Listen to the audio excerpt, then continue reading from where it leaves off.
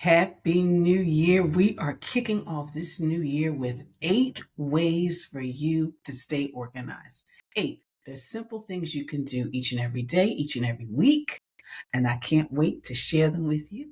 So be sure to share this episode with a friend. Stay tuned.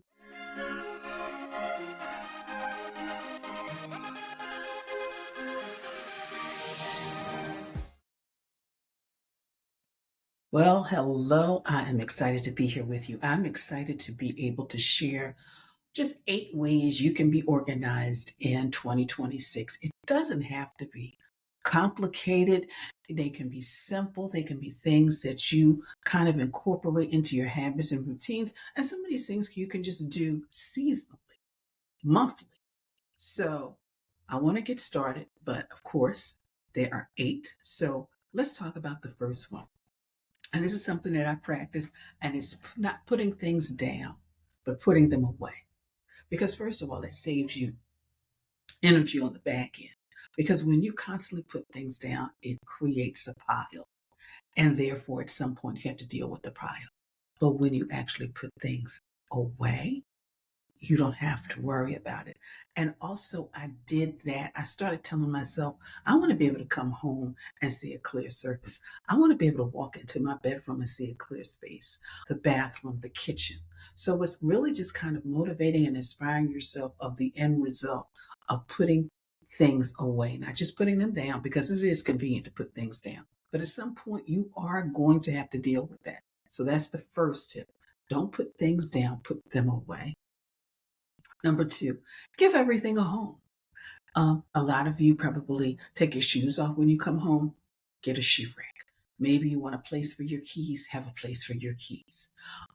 We have all types of devices and chargers and accessories, have something for that. And of course, home equals order. So when we give things a home, that actually results in us having order, having less clutter, having less disorganization and piles in our space. Number three, this year, I want you to let go of the guilt. Let go of the guilt and just get rid of things that are no longer servicing you. For example, let's talk about the clothes that don't fit, they're too tight, too small, whatever. Let it go. Or maybe receipts. You have a receipt shoved somewhere and you really don't need it anymore because you've consumed the product. Maybe you've already used the product. You can't return the product. So why are you keeping a receipt now? What I do is I actually make sure that I always keep track of, because I use a debit card. But once I do that, do I really need a receipt? And then, of course, basically really think about letting go without guilt so that we can kind of re- regain our space. We have all of this wonderful living space, but a lot of times the corners and underneath this and on top of that, it's just taking up things that we no longer use, we no longer want, and it's just collecting dust. So let go of some of the guilt and just get rid of things. And number four, getting rid of things, we definitely want to donate. Give things a new home, whether it's shoes, whether clients, it's a new year, so a lot of things you received over the holiday season. So think about letting go of some of those items that are still good, but could definitely use a new home. Someone reached out to me and they texted me and said, "Hey Janet, I've got some. I'm getting rid of my sofa and a chair. Do you know anybody who could actually use it?" And sometimes it's just doing something simple like that. So think about that in the new year. What do you have in your home in your life that you're no longer using, you don't even want to use? So that's number four. Number five is creating simple systems. And simple. You you kick your shoes off by the door, have a shoe rack, maybe a hook for the different keys. Also, think about actually, you know, having a container for all the accessories to all the devices that you own in your home as well as in your life, so that everyone in the household, knows because they're putting things back, they're not putting them down, and they can find what they need, specifically those chargers. That's important. And of course, having drawer organizers so that each drawer, you can go in the drawer and find what you want. You're not kind of scrambling, trying to figure out what's in here, where is it? Because systems make our life easier. So that's number five. Number six, we have to purge regularly. And if you've been listening to me, watching me on YouTube, 80% of the stuff we keep, we never reference again. We wear 20% of our clothes 80% of the time. So purge regularly. And whatever that looks like for you. A lot of people, it does look like seasonal purges. And not just our clothes, not just our paperwork, but what about the things in our home? I know people who decorate regularly, they decorate seasonally as well as holidays. So every now and then they will purge those items. So it's looking at all the things in your home. And then, of course, and making it a routine. So whether you do it every quarter, every season, twice a year, once a year, just make it into an event and allowing you, one, to get rid of what you no longer need, but also give away things that somebody else could really truly use.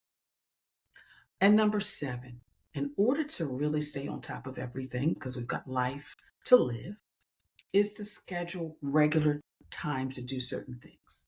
Scheduling time to file, scheduling time to scan, scheduling time to shred, and also scheduling time to organize. You can do scanning depending on how much you accumulate. You can do scanning once a month. You can do shredding once a month. You can actually, if you put things away, don't put them down, but put them away. You can do that like just about every day. And by the end of the week, you really don't have a lot that you need to organize. So think about scheduling time. It could be, every 15th of the month, I'm going to scan. Every 20th of the month, I'm going to shred. So it's really just beginning to create systems and routines, because what that does is it helps you stay on top of things so that you don't feel like you have got to take all weekend or days or try to search and find a shredding event because you've just got so much shredding, or that you burned out your shredding, or that when you do need things, you've got to figure out, wait a minute, where is it? When you do set up systems and you maintain them, it'll be a lot easier. And number eight, you want to love your space, because when your space feels good, you feel good. And you may have heard this story. So I remember, last year I was not feeling 100%. And it was really nice for me to be able to just enjoy the space in my bedroom. And I stayed in bed, sun was coming in. I just rested all day. I was not surrounded by clutter on my side tables or on my dresser. But also, I knew what was in my pantry. I knew I had some soup. I knew I had some ginger ale. I knew I had some crackers. Now, of course, that was when I was not feeling well. But even when you're feeling terrific, isn't it nice to be able to sit in a chair and just enjoy your space, whether it's the plants, whether it's sitting with family and friends and watching TV, watching a good movie, or just having a good conversation? So I wanted to share those simple things with you in order to kickstart your year organized. So I'm going to recap things to do to be organized in this new year. Number one, put things back and not just down. Number two, give every single thing a home. Number three, let go of the guilt. Let go without guilt. You know what? I can't fit this. And if I could fit it, I don't want to wear it. Just be honest with yourself. Number four, give items a new home through donations. Because that's what it is. It's about, I can't use this, but somebody else is going to love this. And number five, create simple, sustainable systems, like just getting a great basket, like one behind me, and just putting all the accessories to your devices. Just simple. It doesn't have to be, so complicated that nobody else can keep it up. Number six, and this is important, purge regularly. So, of course, we get ready for tax season. Well, hey, maybe take that once a year time when you've got to get all of that information, which already should be organized, ready for your tax professional. Then you can get rid of some things that you may no longer need in regards to paperwork, the manuals to the equipment you no longer own, receipts that are faded, all of that stuff. Number 7, schedule time to organize, scan, shred. Organize, scan, shred. So, like I said, once a month to shred and scan. You can do some daily organizing by just putting things back. So, think about that. Go through paper, scan what you need, shred sensitive information. You know what you need to do. And number 8, love your space. When you open a door after a long day of being outside, whether you're working or just doing something with family and friends, coming home and just being able to love your space, or being able to just be able to sit in your bed and just really relax and not be surrounded by a bunch of clutter. So I want you to share with me which one of these you're going to start with, because I don't expect for you to do them all. Just do one. I want you in this month of January just to actually focus on one. So, but before I go, I've got a link to a workshop, in-person workshop I'll be doing. And it's going to be for creatives and artists. Creative and artists, we're going to talk about time management, project management, life management, because I know as an artist and as a creative person, sometimes you have so many opportunities that you just need to figure out how to balance it all. So make sure you click the link for that. And also, I have the holiday reset sessions at the end of the year. I'm going to start the year with a New Year holiday reset. It's 45 minutes with me virtually for $99. So make sure you click all those links below. So, of course, for those of you who are watching this video, I thank you so much for joining me for this first session for 2026. And for those of you who are listening to the audio, please continue because I got a few more things I want to share with you. Taylor's Tip Time, Organizing with Janet, and so much more. So thank you. So which one of those strategies are you going to implement? Again, I want you to post it below because I want to be able to encourage you and support you virtually.